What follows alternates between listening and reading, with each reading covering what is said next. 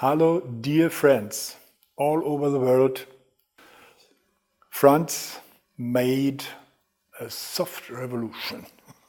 No, he made a development. Yes. Yeah. And I asked him to talk about this very, very quick, means right now for you. Okay, Franz. Yeah. What did you change in your work? Yeah. Okay, Max.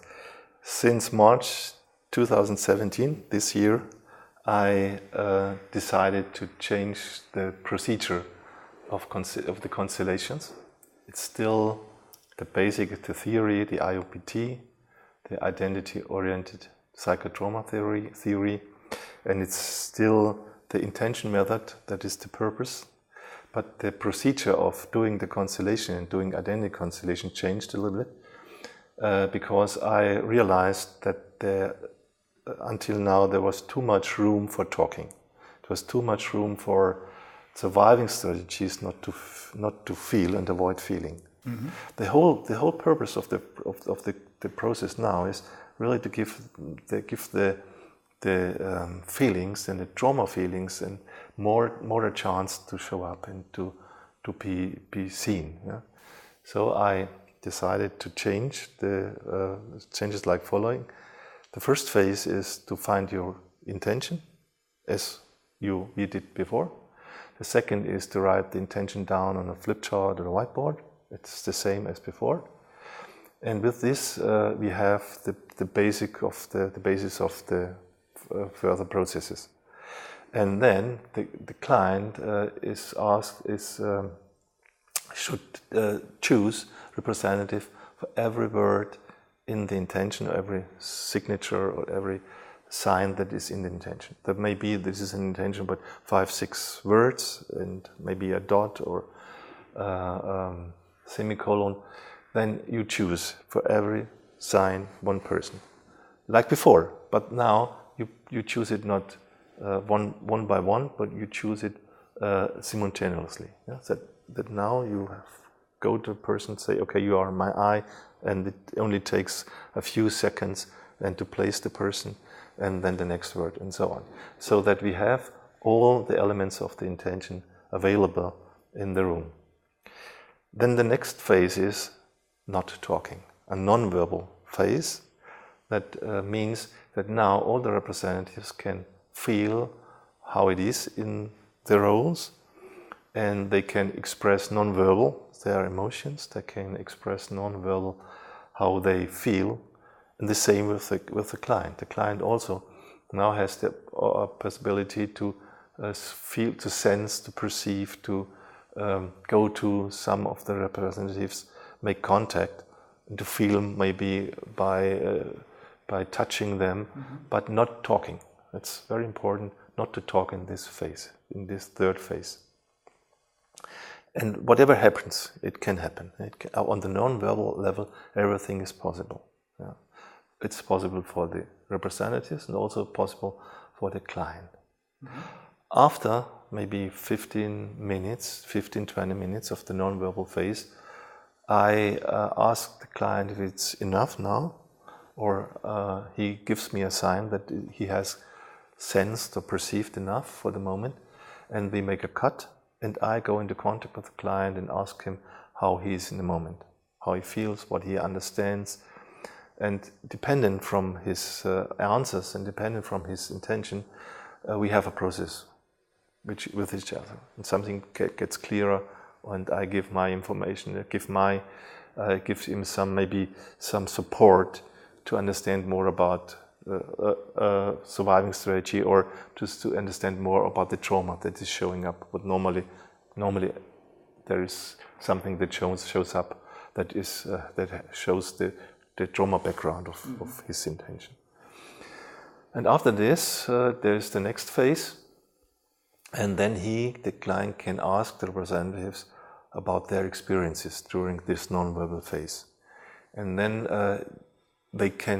the representative can tell him if he is right in what he supposes they are. Maybe if he says, this is my mother, but in fact it is not, then it needs to be corrected. Or if this is the father, or it is in fact is the father, then of course it's important to make it clearer what's going on with the father in this situation. So the client decides the representative wants to ask, and in the end he can ask everyone, so that everyone of the client also has the possibility to share their experiences during the non-verbal phase. The purpose of the verbal phase is that now the client can prove if in his perceptions of the representatives are correct or needs to be challenged or needs to be corrected. And the second thing is that the representatives should have a chance to express what they felt during the non-verbal phase, because maybe there are a lot of very intense feelings and they need to get released from them by showing them or by talking about that.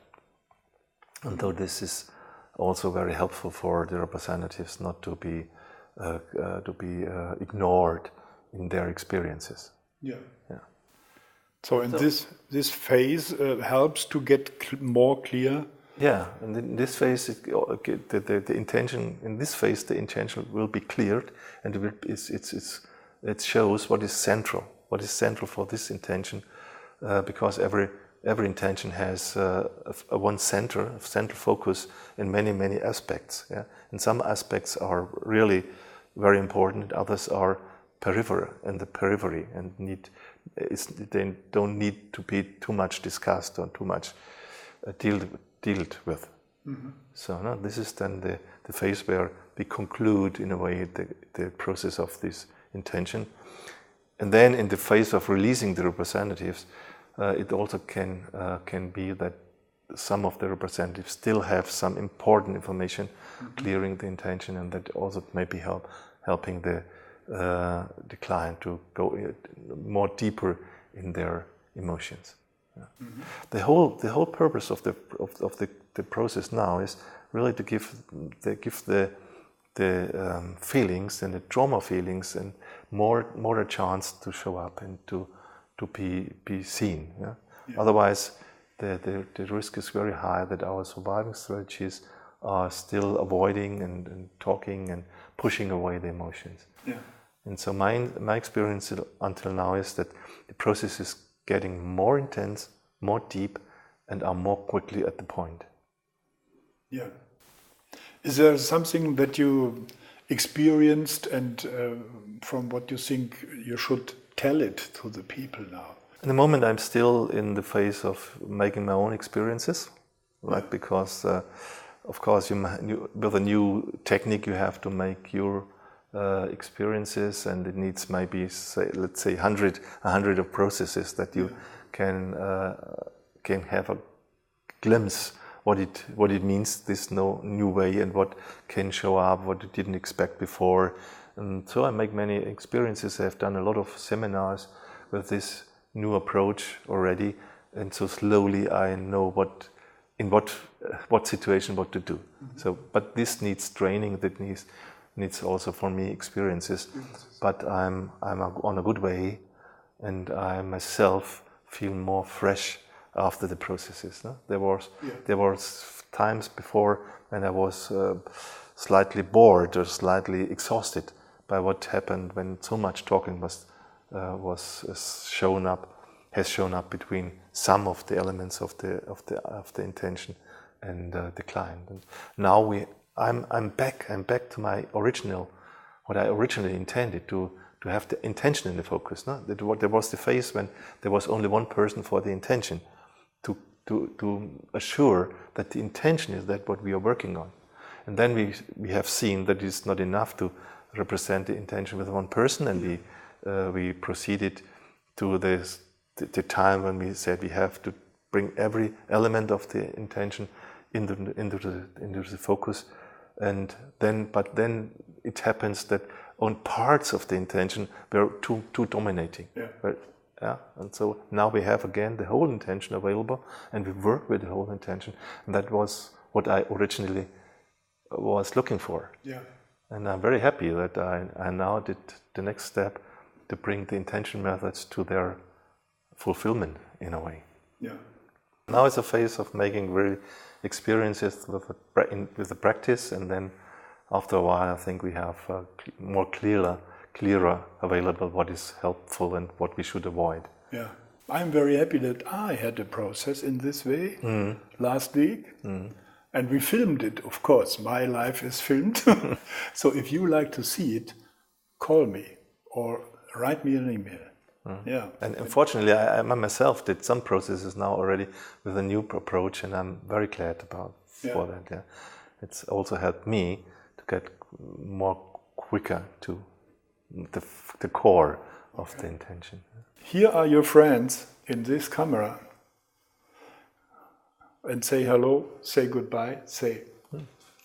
So good luck for if you try to work with the new approach, and let me know what your experiences are. And maybe we make a meeting in the internet called webinar, for example, or something other, so that we are quicker to come in exchange. Okay.